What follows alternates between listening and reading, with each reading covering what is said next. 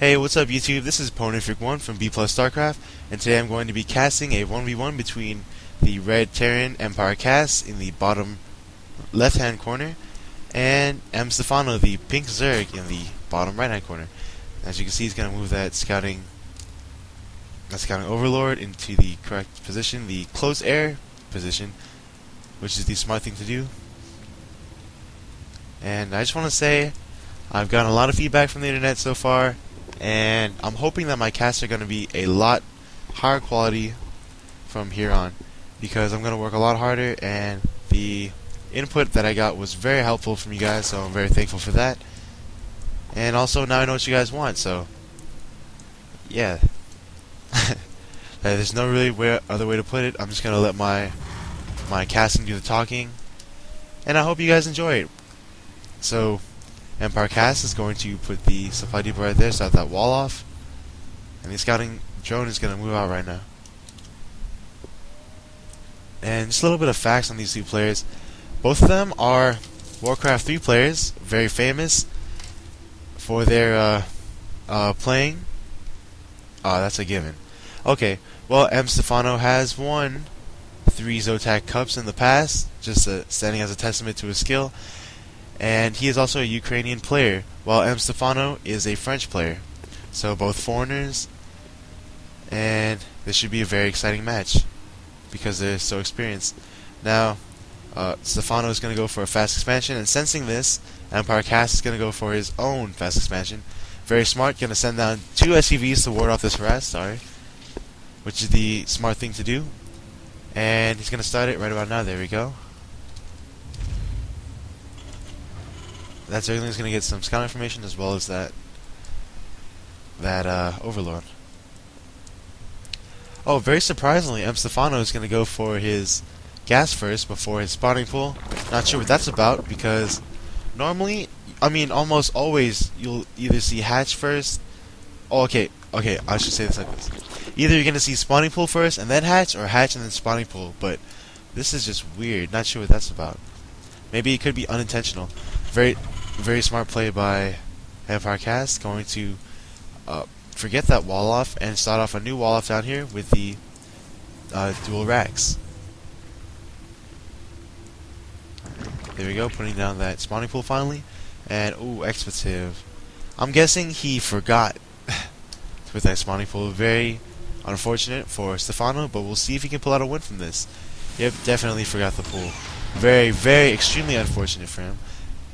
Okay, now orbital command coming through for Kaz, and Stephano is going to be forced to put down a fast third so that his resources don't just pile up really high. The spawning pool is almost done. Not really all that behind, because normally you'll see a Zerg player put out maybe 2 or 4 lings just for scouting purposes, and yeah, not really a big deal. But as you can see, Kaz has 3 barracks on the way, and he's also spotted this third.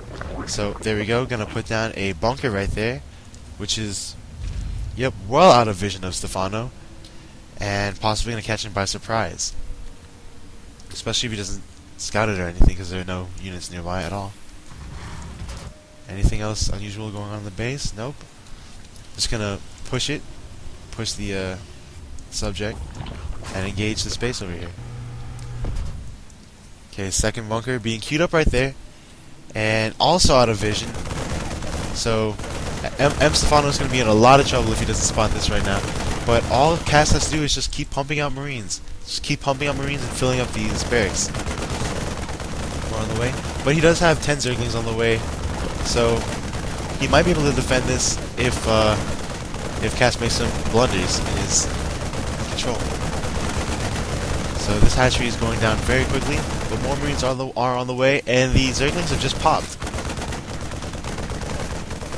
See, second barracks is done, and this is really where you want to be as a Terran player, but you want to really fill up these barracks as much as possible, because if you're unlucky, the Zerg player will just catch your Marines while they're out of position like this, and also like that. So right now, as you can see, the Marines are not inside the bunker. This bunker is being completely wasted right now. And this bunker is going to go down very quickly. The SCV has just been killed. and Stephano is also transitioning into banelings. So this attack is being cleaned up very quickly. I don't see that bunker doing much good, and this one is probably going to be cancelled. So great play by Stephano. Definitely a good job defending your base, and something that you want to do in every game that you play. Okay. Yeah, Simulator's going down. Oh, actually Extractors, that's what I thought. Okay. And also decent, well actually, not really decent, but we do see some creep spread coming out, and these Zerglings are going to just spot the ramp, see what's going on. You can see that there are 3 racks over here, and also he doesn't see this. However, he is transitioning into factory.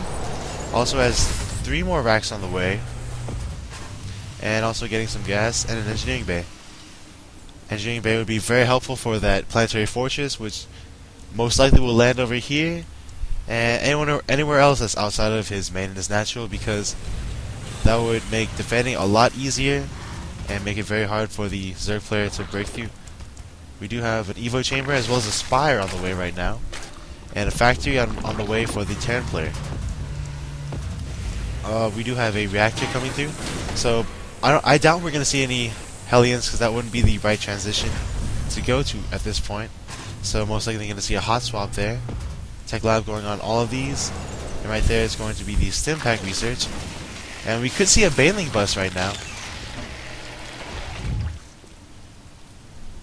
A orbital command going down right there, and centrifugal hooks is on the way. Spire's about halfway done. Okay, here we go. Let's see if we can get some money Banelings. But EmpireKas is very smart. He's going to spot that and immediately going to jump down the bunker. Oh, that sucks. What Stephano just did was he destroyed the tech lab, and luckily for him it was researching the stim pack upgrade. So that's going to delay that for EmpireKas. He's going to have to start it up at another production facility right there. But he does have the combat shields halfway done. There's the hot swap, and he's going to use that factory for tanks. So right now Stephano has a window of opportunity right here now where he can attack the Terran player because he does not have stim pack. But he is heavily defended over here with these barracks and this bunker. So I doubt he's going to attack very soon. But we do have a drop imminent right now. These Banelings are most likely going to clean this up very quickly. Centrifugal hooks finishing right there. Good spread by the Terran player. And this actually might do a lot of damage. The next hatchery is almost done with the base. He's going to have to divert some Zerglings, but he has 30 on the way. Not sure if he's overcommitting, because those Zerglings are be very helpful later on in the game. And right now he really has to defend his base. I mean, this is a very dangerous situation to be. Good unit placement by Kas inside of these minerals is going to slow down the attack of the Zerg player by forcing him to slowly eat through those units instead of getting a quick fast round. And all these units are going to just march across the field. Nope. Okay, actually yes. Going to just sit around here until he can back up a big army. But we do have another drop on the way over here in the top left-hand corner, and we'll see how Stephano can react to that, because this hatchery up here is almost, actually it just started. But yep, definitely gonna spot this right now, and very smart. Going to, yeah, there we go, divert some units up to the top. So this drop is going to get cleaned up very quickly. And I believe we have mutas on the board. Yes, we do have mutas. And so if he loads them up, it's going to be a complete loss for Kas. I mean, he was able to force the cancel on the hatchery, but at what cost? He lost a lot of units, and it's just really bad for him. But now he knows that Stephano has mutalisks, and he can prepare for that by putting down some turrets. And siege mode is almost complete. So there we go. Gonna drop down the third there. Surprisingly, he's gonna go for an orbital command. Not sure if that's the best decision. You could pay for that later if a large attack rolls through. But here's a just gonna probe the base. Gonna take out this turret over here. That turret is also gonna provide some cover. And definitely gonna have to retreat right now because of all these marines over here.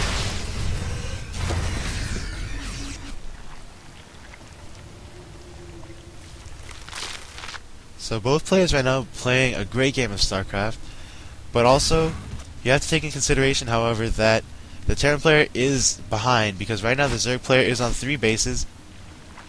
Yes, 3 bases, and we'll be on 4 very soon. And this meter harass has been tough. I mean,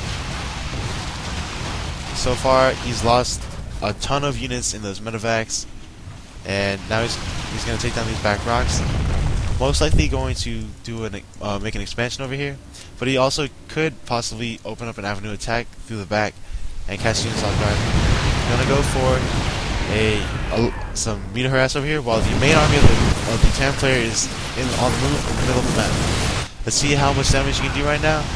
And also, as you can see, armory going down here to take care. Hopefully, gonna take care of these mutalisks with Thors, but not sure how effective that's gonna be, as his army could end the game right now. A lot of banelings over here, as well as drones, and very smart play. Gonna do a dual pronged attack, which will draw the tank fire and protect many of his units. But Kas is a very good player, gonna do a nice split right there and save a lot of his units. So now these, after doing some light damage, he's gonna pull back these mutalisks and deal with all these units because there's only 2 Marines over here. So all of these units over here are fair game for the mutalisks. But Kas will be able to take down that hatchery, which isn't a big deal because he has another hatchery up here and he can easily just make another one with all these minerals he has sitting around.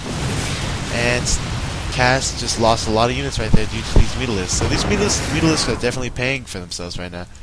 I mean, they only have maybe 1 or 2 kills, but those kills are very cost effective. A lot of Marines down here, so I don't think this attack is going to do much damage.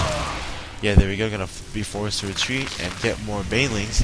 Because meter baneling is good against tanks and Marines, because the banelings hopefully will be able to take out the Marines very quickly, and the mutalisks will then be able to take out the tanks. But also Marine tank is a decent combination against that, because the Marines will be able to protect the tanks, and the tanks will be able to protect the Marines from rolling banelings. You can see the 5th base coming up right there, and more meter harass right here. Stephano gonna put down a base over here with a orbital command. Planetary forces, but it will be spotted immediately. And as such, Stephano will be very smart about this and attack before that Ibix cannon can finish, which would be just terrible for him because that thing is just a ball. It's just a beast. I mean, it's like 45 damage, I believe, 42 damage, and also the splash. So that's just crazy damage right there. Oh, doesn't want to walk into that siege tank fire. Losing a couple units there, and gonna amass his army in the center of the map.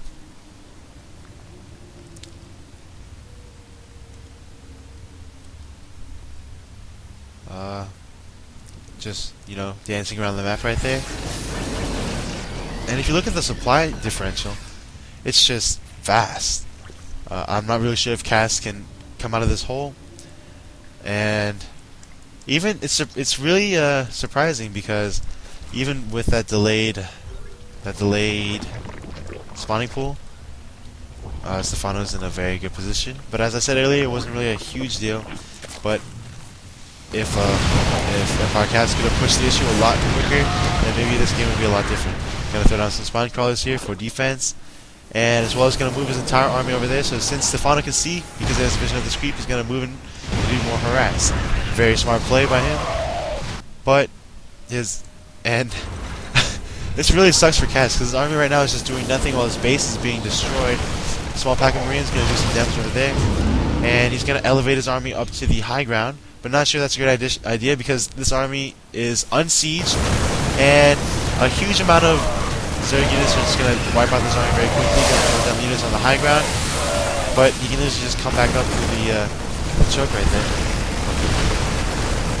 Yeah, very quickly gonna eat up all these units, and this harass is just killing him right now. And so yes, those two things in combination will force Kas to call the GG and leave the game. I hope you guys enjoyed this match. Once again, this is Pwneriffic 1 from B+ StarCraft, and you've just passed. Thanks for watching. See you guys next time.